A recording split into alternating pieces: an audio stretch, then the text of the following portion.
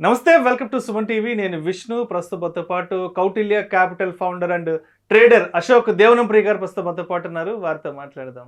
Sir నమస్తే. Sir Ashok garu నమస్కారం sir. Sir Ashok Devanampriya గారు, ఆల్మోస్ట్ 3 years నుంచి మీతో టచ్లో ఉన్నాను. ఆల్మోస్ట్ 3 years నుంచి రెగ్యులర్గా కాల్ చేస్తున్నాను. హైదరాబాద్లో మా సుమన్ టీవీ స్టూడియోకి మిమ్మల్ని ఇన్వైట్ చేసి అండ్ మీ ద్వారా ఆడియన్స్ని ఎడ్యుకేట్ చేద్దామనంటే ఈ ట్రేడింగ్కి సంబంధించి, స్టాక్ మార్కెట్స్కి సంబంధించి.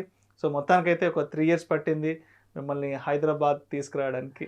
లేదు, యాక్చువల్గా మీరు ఆల్మోస్ట్ గత 3 ఏళ్ళుగా ఫాలోఅప్ చేస్తూనే ఉండారు. మీకు థ్యాంక్స్ చెప్పాలి. ఇప్పుడు టైం కుదిరింది. దేవుడు ఇప్పుడు కరుణించాడేమో. రైట్. సో ఏంటి అసలు అశోక్ దేవనంప్రియ గారు అంటే ఏంటి? బెంగళూరులో ఏం చేస్తుంటారు? ఏంటి అసలు మీ ట్రేడింగ్ బిజినెస్ ఏంటి అసలు కంప్లీట్గా? తాకట్టులో ఉన్న బంగారాన్ని విడిపించి ఆ రోజు ఆన్లైన్ రేటుకే మేము కొంటాం. Sharma gold company. సార్, నేను ట్రేడింగ్ ప్రొఫెషన్ వచ్చి దాదాపు 10 ఏళ్ళ పైన అయింది. నేను పుట్టి పెరిగిందంతా బెంగళూరు. మాది జనరల్గా చిత్తూరు జిల్లా. సో మా పేరెంట్స్ బెంగళూరు షిఫ్ట్ అయ్యి ఆల్మోస్ట్ ఒక 50 years అయింది. సో బెంగళూరులో పుట్టి పెరిగి అక్కడే చదువుకున్నాను. మెకానికల్ ఇంజనీరింగ్ చదివాను.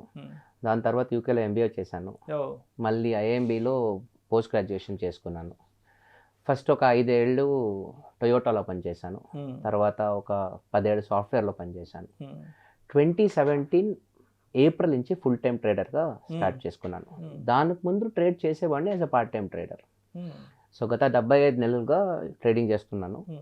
2021లో ఒక కంపెనీ స్టార్ట్ చేశాను. So we started a company by name Strategen. So మా అజెండా ఇంతే, ట్రేడింగ్ స్ట్రాటజీ బిల్డ్ చేయాలి. ఇప్పుడు దాదాపు 125 కోట్లు ఫండ్ మేనేజ్ చేస్తున్నాము. సో దాంట్లో ఒక 50 కోట్లు మ్యూచువల్ ఫండ్ ఉంది. 50 crores డైలీ ఇంట్రాడే ట్రేడింగ్ జరుగుతుంది. తర్వాత ఒక 25 కోట్లు ప్రాప్ ట్రేడింగ్ కూడా చేస్తున్నాము. ఇది మన బ్యాక్గ్రౌండ్. సో అయితే అంటే మెకానికల్ చేశారు, బట్ మెకానికల్ చదివి అండ్ అబ్రాడ్ వెళ్ళి MBA చేసి అండ్ ఎందుకు ఇలాంటి ఒక సెక్టర్లోకి రావాల్సి వచ్చింది? హ్యాపీగా అంటే మీకున్న ఎడ్యుకేషన్కి ఏదైనా పెద్ద పెద్ద కంపెనీస్లో అంటే మీ చదువుకు సరిపడా జాబ్ చేసుకోవచ్చు, లేదంటే ఏదైనా IT సెక్టర్లోకి వెళ్ళొచ్చు. బట్ ఎందుకు మార్కెట్లోకి అడుగు పెట్టారు? ఎస్పెషలీ ట్రేడింగ్ అంటే చాలా రిస్క్ ఫ్యాక్టర్ ఎక్కువ ఉంటుంది కదా. నేను ఆల్రెడీ MNCలో పనిచేశాను. ఫర్ ఎగ్జాంపుల్ టొయోటా నా ఫస్ట్ MNC. 2002లో జాయిన్ అయినాను. 5 years అక్కడ పనిచేశాను. నేను లాస్ట్ రిటైర్ అయిన జాబ్ వచ్చి SAP అని. It is a German multinational. అక్కడ I was heading the product management team. I was in a very senior role. కానీ మార్కెట్ పిచ్చి ఒక్కసారి పడితే అది పోదు. నేను ఫస్ట్ మార్కెట్ కనెక్ట్ అయింది 2006లో. 2004లో I bought my first share in 2004. అది ఒక ట్రిప్లో జరిగింది. Bengaluru to Chennai business trip వెళ్ళాను. చెన్నై తప్ప ఏ ఊరైనా ఫ్లైట్లో పోతాం. బెంగళూరు టు చెన్నై మాత్రం ట్రైన్లో పోవాలి. Toyota policy. ఆ ట్రైన్లో పోతే ఆ TC ఉంటాడు కదా. So he was sleeping next to me. తను పోయి TC చెకింగ్ అని ఫినిష్ అయిన తర్వాత తన సీట్లో వచ్చి పనుకున్నాడు. నేను అతనితో మాట్లాడాను. మీ జాబ్ బాగుంది, ఆరాంగా రెస్ట్ తీసుకోవచ్చు. లేదు, రెస్ట్ తీసుకునేది పాయింట్ కాదు, చాలా బోర్ కొడుతుంది మా ప్రొఫెషన్లో. ఈజీ జాబ్ కానీ చాలా బోర్ ప్రొఫెషన్. మరి ఆ బోర్డం ఎలా కిల్ చేస్తారంటే, నేను షేర్ మార్కెట్లో ఉన్నాను, అన్ని పేపర్లు పెట్టుకొని షేర్ మార్కెట్ స్టడీ చేస్తాను. అంతే. అప్పటికంతా న్యూస్ పేపర్లో ఇదే కదా. 2004 ఆల్మోస్ట్ 20 ఏళ్ళ ముందు. ఆల్మోస్ట్ అంతే. నేను సూపర్ ఎలా చేస్తారు అంటే ఈ గేమ్ మీ lecture for about half an hour 1 hour. అప్పుడు కిక్ వచ్చింది. సో ఇది ఏదో డెప్త్గా లోపలికి వెళ్ళాలి. నేను చెప్పాను, మా నాన్నగారు వచ్చి రియల్ ఎస్టేట్ ఇండస్ట్రీ వచ్చి ఆయన దాదాపు 50 ఏళ్ళు అయింది. సో న్యాచురల్గా విలేజ్లో అంత అనుకూలం లేక సిటీకి వచ్చి వాళ్ళ కెరియర్ చూసుకొని పెరగడం అన్నీ స్టార్ట్ చేస్తారు కదా. టిపికల్ ఆ రూట్లో పోయినారు. Almost we're a real estate family now. Though we were started as a farming family. ఇప్పుడు రియల్ ఎస్టేట్ ఫ్యామిలీ అయింది. ఒక్క విషయం ఏంటంటే, stock market is the only place where you can plan your investment. మీరు ఏ ప్రొఫెషన్లో కూడా ఆ minimum amount maximum amount decide చేయలేరు. షేర్ బజార్లో ఉండే స్పెషాలిటీ ఏం తెలుసా? నంబర్ 1, మీరు 1000 రూపాయలు ఇచ్చి స్టార్ట్ చేయొచ్చు. Point number 1. Point number 2, share మార్కెట్లో ద మ్యాక్సిమం ఎంత లాస్ చేయొచ్చు అనే నంబర్ని మీరే డిసైడ్ చేసుకోవచ్చు. మీరు ఒక హోటల్ పెడితే మ్యాక్సిమం లాస్ ఎంత అని మీకు తెలీదు, పెట్టిన తర్వాత తెలుస్తుంది. అర్థమైంది కదా. అవును. మీరు ఏ బిజినెస్ అయినా స్టార్ట్ చేయండి, ఏదో డిస్ట్రిబ్యూషన్ చెప్పి తీసుకుంటారు, రీటైల్ షాప్ పెడతారు. ఎవ్రీ బిజినెస్ ఆ మ్యాక్సిమం లాస్ అనేది మీ కంట్రోల్లో ఉండదు. కానీ ఇన్వెస్ట్మెంట్ ట్రేడింగ్లో you can define your maximum risk, అది మీరు డిసైడ్ చేయొచ్చు. Okay okay. Third very important, ఏ బిజినెస్ అయినా సరే డిమాండ్ అనేది అంత ఈజీగా రాదు, లిమిట్ ఉంటుంది. షేర్ బజార్లో డిమాండ్కి లిమిటే లేదు. There is always demand in share market. ఇప్పుడు మీకు 10 కోట్లు ఇన్ఫోసిస్ షేర్స్ కావాలన్నా ఆర్డర్ పెట్టండి, రేపు ఎగ్జిక్యూట్ అవుతుంది. 1000 కోట్లు కావాలన్నా డబ్బు ఉంటే వేయండి, రేపు డెలివరీ వస్తుంది. కానీ రియల్ ఎస్టేట్లో, హోటల్ ఇండస్ట్రీలో, ఎఫ్ఎంసీజీలో అలా కాదు, దానికి చాలా ఛాలెంజెస్ ఉంటాయి. సో షేర్ బజార్ అంటే దాని గురించి తప్పుగా మాట్లాడే వాళ్ళే ఎక్కువ, because people have bad experience. As an industry share bazaar is always in recession. అది సినిమా ఇండస్ట్రీ లాగా. ఇప్పుడు మీ సినిమా ఇండస్ట్రీలో టాలీవుడ్ తీసుకోండి, ఒక 500 సినిమాలు వస్తాయా ఏడాదికి? ఈజీగా కదా.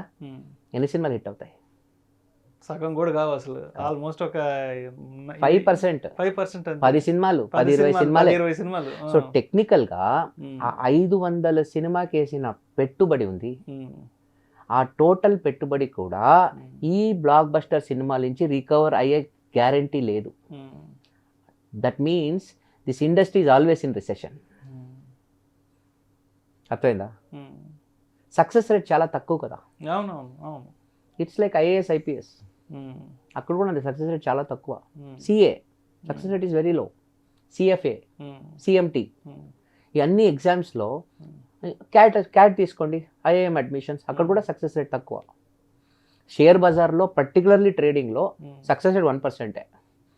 ఇన్వెస్టింగ్లో సక్సెస్ రేట్ ఎక్కువ ఉంటుంది, కానీ ఒక లాంగ్ టర్మ్ వ్యూ తీసుకుంటే గెలవచ్చు, లేదా అక్కడ కూడా ఛాలెంజెస్ ఉంటాయి. సో అయితే అంటే మీ విషయానికి వస్తే ఆల్రెడీ టొయోటాలో వర్క్ చేస్తున్నానని చెప్పారు కదా, అంటే మీరు ఒక 15 years బ్యాక్, 10 years బ్యాక్ ఇండస్ట్రీలోకి వచ్చారు కాబట్టి, అంటే అప్పటిదాకా ఒక స్మూత్ జాబ్లో ఉన్నారు. సో ఇలాంటి ఒక మార్కెట్లోకి రావాలి అంటే చాలా రిస్క్ తీసుకోవాలి. ఫస్ట్ ఇంట్లో వాళ్ళు వద్దని చెప్తారు, ఎందుకంటే అంటే బయట షేర్ మార్కెట్ మీద ఉన్న అప్రోచ్ ఏంటంటే సమ్ స్పెక్యులేషన్, గ్యాంబ్లింగ్, తర్వాత మ్యానిపులేషన్. సో ఇలాంటి రకాల థాట్ ఉంటుంది బయట మార్కెట్ మీద. కరెక్ట్. సో మీరు మార్కెట్లోకి అడుగు పెడుతున్నప్పుడు మీ పేరెంట్స్ కానీ మీ ఫ్రెండ్స్ కానీ ఏం చెప్పారు? అసలు ఎవరు సపోర్ట్ చేయలేదు, నోబడి. మా నాయన నాకు మోస్ట్ ఫేవరెట్ పర్సన్. ఓకే, మాకు రోల్ మోడల్ మా నాయన. చాలా కష్టపడతాడు. He 70 years old. He's still working. He says he wants to die working. He doesn't want to retire. Okay. మా నాయనకి ఏమంటే ఒక్క భయం, నాకు ఈ హర్షద్ మెహతా కేసు చూశాను, కేతన్ పరేఖ్ కేసు చూశాను, అందువల్ల నాకు భయం. He is not afraid of my success, is afraid of my failure. ఎక్కడ ఓడిపోతానో భయం. నీకు ఆల్రెడీ 4 లక్షల శాలరీ వస్తుంది, 50 లక్షల salary, you are leaving it. ఒకరోజు మా నాయన చెప్పాడు, 50 లక్షలు అంటే 4 లక్షలు నెలకి, 4 లక్షలు రెంట్ కావాలంటే 10 కోట్ల ఆస్తి ఉండాలి. 10 కోట్ల ఆస్తి వదిలేసి వస్తున్నావు నానా. ఎవరికి తెలుసు, యోగం ఉంటే 100 కోట్లు చేయొచ్చు కదా. నాకు అవన్నీ వద్దు, నాకు 100 కోట్లు వద్దు, నాకు 10 కోట్లే చాలు. But I don't want that risk. నీకు పెళ్ళయింది, పిల్లలు ఉన్నారు. మా మామగారు కూడా ఒకసారి ఫోన్ చేశారు, ఇవంతా అవసరమా అని. బట్ నా వ్యూ ఏంటంటే, నాకు ఎక్కడో ఒక సబ్కాన్షియస్ మైండ్లో ఒక థాట్ ఉండే, నేను ఫుల్ టైమ్స్ ట్రేడింగ్ వచ్చేక ముందు I have read 200 books on markets. I'm not joking. You come to my library in my house, you will see all 200 books, maximum American editions. నేను యూఎస్కి వెళ్తే బిజినెస్ ట్రిప్ వెళ్తే 2 suit case తీసుకొని వెళ్ళండి. ఒక suit కేసులో బట్టలు ఉంటాయి, ఒక సూట్ కేసు ఖాళీ ఉంటుంది. యూఎస్లో అడ్వాంటేజ్ ఏం తెలిసిన, యూఎస్లో పోయి మీరు సెకండ్ హ్యాండ్ బుక్ కొనుక్కోవచ్చు. ఒక $100 బుక్ని $1 కొనుక్కోవచ్చు మీరు. ఇప్పుడు కూడా అమెజాన్లో పోయి చెక్ చేయండి, యూజ్ బుక్స్ చాలా లో కాస్ట్లో దొరుకుతుంది. అది యుఎస్ స్పెషాలిటీ. యుఎస్లో పబ్లిక్ లైబ్రరీలో పోయి అథెంటిక్ ఎడిషన్ కొనుక్కునేవాడిని. ఇక్కడ ఒక్కొక్క బుక్ 5,000 10,000 కొన్ని పుస్తకాలు అథెంటిక్ ఎడిషన్లు. నేను అక్కడ పోయి $1 $2 కొనుక్కొని వచ్చేవాడిని. ఆ పుస్తకాలను చదివి ఇంతమంది గెలిచారు. నా పాలసీ ఇంతే. If somebody says only 5% people will win, why are they winning? స్కూల్లో చదివాం, క్లాస్లో 100 మంది ఉండేవాళ్ళు, మేము we're one of the top 5. కాలేజీకి పోయినాం, కాలేజ్లో కూడా 100 మంది ఉండే, అక్కడ I'm one of the top 5. Why can't I be one of the top 5 here also? So why should I worry about the remaining 95? But ఆ జర్నీ చాలా చాలా కష్టం, చాలా చాలా సఫర్ అయినాం. నేను ఎప్పుడు ఎవరన్నా ఈ ప్రొఫెషన్కి ఫుల్ టైం రావాలి అంటే నేను 4 రూల్ చెప్తాను ఎవరైనా. ఆ తప్పు నేను చేశాను కాబట్టి. ఇంకొక విషయం అడగాలనిపిస్తుంది. సో అంటే మ్యారేజ్కి ముందు ట్రేడింగ్లోకి వచ్చారా, మ్యారేజ్ అయిపోయిన తర్వాత ట్రేడింగ్లోకి వచ్చారా? నేను ఎప్పుడు అందరికీ అదే చెప్పేది, పెళ్లి చేసుకోవాలంటే ఫస్ట్ పెళ్లి చేసుకో, తర్వాత ట్రేడింగ్ రోకరా. నువ్వు బ్యాచులర్గా ట్రేడింగ్ చేస్తే ఎవ్వరు బిడ్నివ్వరు, పిల్లనివ్వరు, ఎవ్వరు ఇవ్వరు. అందుకే నా క్వశ్చన్ అడిగాను. ఎందుకంటే పిల్లనిచ్చే ముందు అంటే ఈ ట్రేడింగ్లో ఎంత సంపాదిస్తున్నా భయం ఉంటుంది. అయ్యా బాబు ఈయన ఏదో షేర్ మార్కెట్ చేస్తున్నారు, ఈయనకు పిల్లనిచ్చే ఉంటే రేపటి రోజు బజార్న పడతారు, ఇది ఇలాంటి వాళ్ళతో మనకు అవసరం లేదంటారు అంటుంటారు. కాబట్టి సో ఫస్ట్ అడిగాను మిమ్మల్ని, అందుకే అడిగాను. ఎవరైనా రిస్క్ తీసుకోరు కదా. ఇప్పుడు నేను నాకు చిన్ని పాప 10 years మా కూతురికి, ఇంక 20 ఏళ్ళ తర్వాత తను పెళ్లి చేసుకున్నప్పుడు ఎవరైనా ట్రేడర్ వస్తే నేను మోస్ట్లీ రిస్క్ తీసుకోను. సో మీరు అడగొచ్చు, మీరే సక్సెస్ఫుల్ ట్రేడర్ కదా, ఎందుకు రిస్క్ తీసుకోరు అంటే, నేను అయ్యాను, వాడవుతాడని ఏం గ్యారెంటీ? ఎగ్జాక్ట్లీ, అందరి జాతకాలు ఒకటేలా ఉండవు కదా. ఆ రిస్క్ నేను ఎప్పుడు చెప్తాను, యూ షుడ్ రొమాన్స్ రిస్క్ అని. వెన్ యూ రొమాన్స్ రిస్క్, దానికి ఒక క్యాలిక్యులేషన్ ఉండాలి. మీరు మా ఆఫీస్కి వస్తే ఒక స్లోగన్ ఉంది నా ఆఫీస్ రిసెప్షన్లో, risk comes from not knowing what you are doing. Risk ఎప్పుడు వస్తుందంటే మీరు ఏం చేస్తున్నారో అది ఏంటి అని తెలియకపోతే మీరు రిస్క్లో ఉంటారన్నమాట.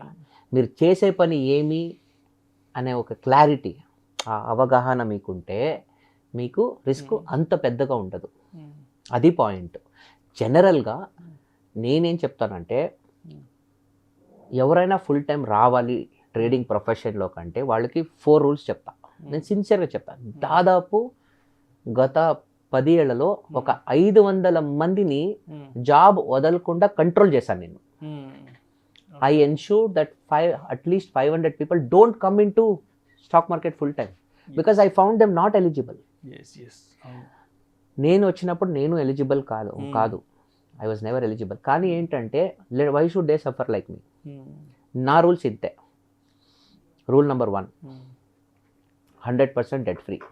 మీకు అప్పు ఉంటే you're unfit to be a trader, full time trader, pressure వస్తుంది. రూల్ నెంబర్ 2, సపోజ్ మీ ఫ్యామిలీ ఎక్స్పెన్స్ 50,000 అనుకోండి, మినిమం 2 years ఎక్స్పెన్స్ అంటే దాదాపు 12 లక్షలు. మీ ఫ్యామిలీ ఎక్స్పెన్స్ ₹1,00,000 అంటే 24 లక్షలు. 2 years ఎక్స్పెన్స్ మీ పెళ్ళాం అకౌంట్లో ఉండాలి, మీ అకౌంట్లో కూడా కాదు, మీరు అవి వాడేసుకుంటారు. Rule number 3, you should have a trading capital and you should assume that you will only make 2% a month. కొన్నిసార్లు ఏమవుతుంది, 10 లక్షలు క్యాపిటల్ వేసుకొని నెలకు 10% చేసుకుంటా, 10% 10 లక్షల కంటే 1 లక్ష సంపాదించుకుంటా. No, if your target is 1 lakh, your capital should be 50 lakhs, 2%. ఎందుకంటే starting first of all 99% traders డబ్బులు చేయరు. మీరు యూట్యూబ్లో స్టార్లు చూస్తారు, ట్విట్టర్లో హీరోలు చూస్తారు, టెలిగ్రామ్లో లెజెండ్లు చూస్తారు, వాళ్ళు ఎవరు టెర్మినల్లో ట్రేడ్ చేయరు. అది చాలా కష్టం. నేను ఎప్పుడు చెప్తాను, it is very easy to become a Harsha Bhogle. Lecture ఇవ్వడం చాలా ఈజీ. హర్ష భోగ్లే అందరూ క్రికెటర్ల కన్నా చాలా అందంగా మాట్లాడతాడు, కానీ ఒక రన్ కొట్టే సత్తా ఉండదు. ఆ ట్రేడింగ్ అనేది యుద్ధం. యుద్ధానికి స్కెచ్ రాసేది ఈజీ, యుద్ధం చేయడం చాలా కష్టం. రక్తం లేకుండా యుద్ధం గెలవలేము. అది point. So that third, capital ఉండాలి, మంచి క్యాపిటల్ ఉండాలి. 4th, నేను కొత్తగా వచ్చి అన్నీ నేర్చుకుంటాననే యాటిట్యూడ్ ఉండకూడదు. Already you should be in the market. ఒక 5 ఏళ్ళు పార్ట్ టైం ట్రేడింగ్ చేయాలి, కొంతైనా ప్రాఫిట్ చేయాలి, అట్లీస్ట్ ఒక 10,000, అట్లీస్ట్ 20,000 ప్రాఫిట్ చేయాలి. If you can't make 10,000, 20,000 being in part time, where will you make lakhs in full time? నన్ను అడిగితే పార్ట్ టైమే ఈజీ, ఫుల్ టైం చాలా కష్టం. వై మీరు చెప్పండి. ఏమది? పార్ట్ టైం ట్రేడింగ్ చాలా ఈజీ, ఫుల్ టైం ట్రేడింగ్ చాలా కష్టం. ఎందుకు చెప్పండి చూద్దాం. 2 factors ఉంటాయి. Number 1, you're busy in life. అవును. ఫ్రీగా కూర్చుంటే గోకొని గాయం చేసుకుంటాడు, ట్రేడ్ చూసి చూసి చూసి పాడు చేస్తాడు. Even he will mess with a good trade. 1. 2, salary వస్తూ ఉంది.